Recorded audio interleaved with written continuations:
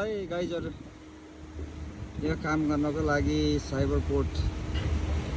आइसकेको छु आज पनि ड्युटी सुरु भइसक्यो यहाँनिर यसो अलिकति आज मौसम सफा भएको हुनाले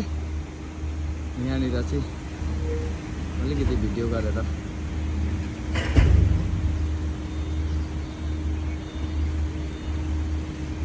सबैजनालाई यसो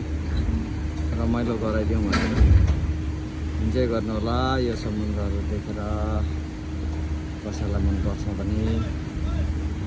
मन पर्दैन भने पनि नहेर्नु होला।